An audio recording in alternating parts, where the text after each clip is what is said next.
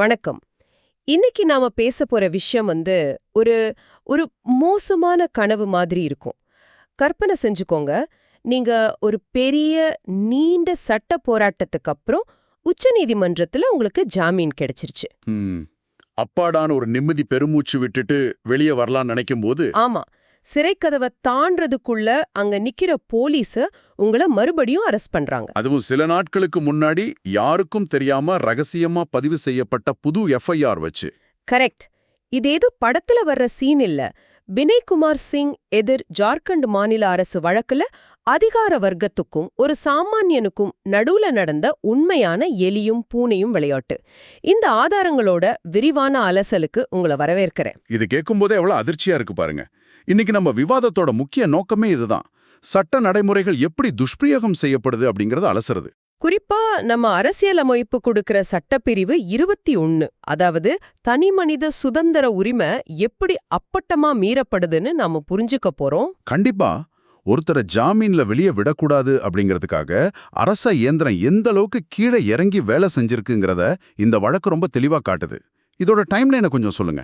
அதாவது மே 2025ல வினய் குமார் சிங்க ஊழல் தடுப்பு பிரிவினர் ஒரு விசாரணைக்காக கூப்பிடுறாங்க. அங்க போன அவரை சம்பந்தமே இல்லாத வேற ஒரு போலீஸ் கிளை திடீர்னு கைது பண்றாங்க. என்ன காரணம்னு பாத்தீங்கன்னா 2010ல நடந்ததா சொல்லப்படுற ஒரு நிலப்பிரச்சனையா? ஆமா, யோசிச்சு பாருங்க. 15 வருஷம் கழிச்சு திடீர்னு போலீஸ்க்கு எப்படி இந்த கேஸ் ஞாபகம் வந்தது? எப்படியோ அவர் பல கோர்ட்டுகள்ல போராடி கடைசியா டிசம்பர் 2025ல உச்ச நீதிமன்றத்துல ஜாமீன் வாங்கிட்டார். ஆனா அவர் ரிலீஸ் ஆகவே இல்ல. இங்கதான் மாநில அரசு ஒரு பெரிய ஏமாற்று வேலையை செஞ்சிருக்காங்க.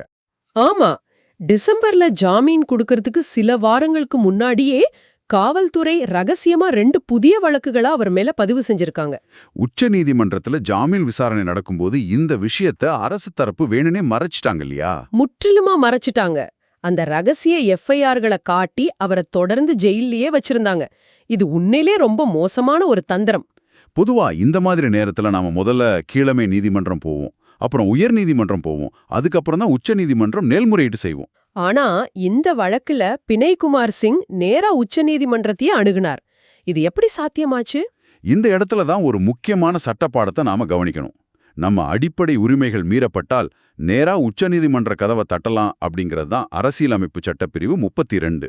Doctor B.R. அம்பேத்கர் இந்த சட்டப்பிரிவு 32ஐ அரசியலமைப்போட இதயம் மற்றும் ஆன்மா அப்படின்னு சொன்னாரு. கரெக்ட். ஆனா நடைமுறையில இது அவ்வளோ சுலபம் கிடையாது. எல்லாத்துக்கும் ஒரு ப்ராசஸ் இருக்குன்னு கோர்ட் சொல்லுவாங்க. அப்போ எப்படி இவருக்கு மட்டும் நேரடி அணுகுமுறை சாத்தியமாச்சு? அரசு தரப்பு வெளிப்படையா ஒரு கெட்ட நோக்கத்தோட, அதாவது அதிகாரத்தை தவறாக பயன்படுத்தும் போது குடிமக்கள் கீழ் நீதிமன்றங்கள் எல்லாம் தாண்டிட்டு நேராக உச்ச நீதிமன்றத்துக்கே போகலாம். அடிப்படை உரிமைகள் அப்பட்டமா மீறப்படும் போது நீதிமன்றங்கள் வெறும் ரூல்ஸை மட்டும் பார்த்துட்டு சும்மா இருக்காதுங்கிறது இது ரொம்ப ஸ்ட்ராங்கா காட்டுது. ரொம்ப அருமையா சொன்னீங்க. இது ஒரு பக்கம் இருக்க, கோர்ட்ல நடந்த விவாதத்துல இன்னொரு முக்கியமான விஷயம் ஒண்ணு நடந்துச்சு. வினய் குமார் சிங் விசாரணைக்கு கொஞ்சம் கூட ஒத்துழைக்கல அப்படின்னு காவல்துறை தரப்புல ஒரு வாதம் வச்சாங்க இல்லையா? ஆமா. இதுல எனக்கு என்ன தோணுதுன்னா, விசாரணைக்கு ஒத்துழைக்கிறதுனா என்ன? போலீஸ் சொல்ற குற்றத்தை ஒத்துக்கிறதா? இது ரொம்ப ரொம்ப முக்கியமான ஒரு கேள்வி. ஏன்னா விசாரணைக்கு ஒத்துழைப்பது அப்படிங்கிறது குற்றத்தை ஒப்புக்கொள்வது கிடையாது அப்படின்னு உச்சநீதிமன்றம் ரொம்ப திட்டவட்டமா இந்த தீர்ப்புல சொல்லிட்டாங்க. அதாவது நீங்க போலீஸ் விசாரணைக்கு போறீங்க, அவங்க கேக்குற கேள்விகளுக்கு உங்களுக்கு தெரிஞ்ச பதில சொல்றீங்க, அதுதான் ஒத்துழைப்பு. ஆமா, போலீஸ் அவங்களுக்கு வசதியா நீங்க குற்றத்தை ஒத்துக்கங்க, அப்பதான் நீங்க ஒத்துழைக்கிறீங்கன்னு அர்த்தம் அப்படின்னு உங்களை கட்டாயப்படுத்த முடியாது. இது நம்ம அரசியலமைப்பு கொடுக்கிற மௌனமாக இருக்கும் உரிமையை ரொம்ப உறுதியா பாதுகாக்குது. அது ரொம்பவே நிம்மதியான ஒரு விஷயம். ஆனா நிலுவையில் இருக்கிற அந்த புதிய வழக்குகளை உச்சநீதிமன்றத்துக்கிட்டேயே மாநில அரச மறைச்சாங்களே, அத கோர்ட் எப்படி எடுத்துக்கிட்டாங்க? நீதிபதிகள் இத கொஞ்சம் கூட ஏத்துக்கல. நீதித்துறையவே ஏமாத்துற மாதிரியான இந்த செயலை கோர்ட் கடுமையா விமர்சிச்சாங்க. அரசு தரப்பு எப்போதுமே எல்லா உண்மைகளையும் கோர்ட்ல வெளிப்படையா சொல்லணும், அது அவங்களோட அடிப்படை கடமைன்னு நீதிபதிகள் சுட்டிக்காட்டினாங்க. சரி, இப்போ இந்த ஒட்டுமொத்த கேஸ்ல இருந்து நம்ம நேர்கள் தெரிஞ்சுக்க வேண்டிய முக்கியமான நடைமுறை பாடங்கள் என்னென்ன? இதுல 2 தரப்புக்கும் பாடங்கள் இருக்கு. முதல்ல பொதுமக்களாகிய உங்களுக்கு விசாரணைக்கு ஒத்துழைப்பு அப்படிங்கிற பேரை சொல்லி உங்கள குற்றத்தை ஒப்புக்கொள்ள சொல்லி போலீஸ் ஒருபோதும் கட்டாயப்படுத்த முடியாது.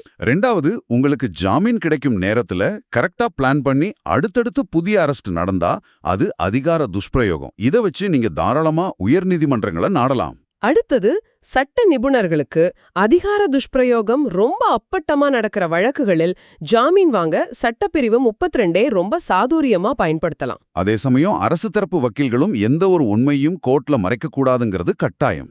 கண்டிப்பா பழிவாங்கும் நோக்கத்தோட அரசு செயல்படும்போது ஒரு தனி மனிதனோட சுதந்திரத்தை காப்பாத்துற இறுதி அரணா உச்சநீதிமன்றம் இருக்கு அப்படிங்கறத இந்த தீர்ப்பு ரொம்ப தெளிவாவே உணர்த்துது.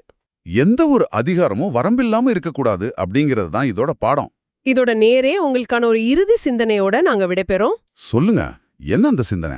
ஒருவரை செயலையே வச்சிருக்கணும் அப்படிங்கிறதுக்காக அரசால தொடர்ந்து ரகசியமா புதிய ஆவணங்களை உருவாக்க முடியும்னா, ஏற்கனவே குற்றம் சாட்டப்பட்ட ஒருத்தர் மேல முடிவில்லாம அடுத்தடுத்து புதிய வழக்குகளை பதிவு செய்யற இந்த காவல்துறையோட அதிகாரத்துக்கு என்ன மாதிரியான வரம்புகள் விதிக்கப்படணும்? நீங்களே சிந்தித்து பாருங்கள்.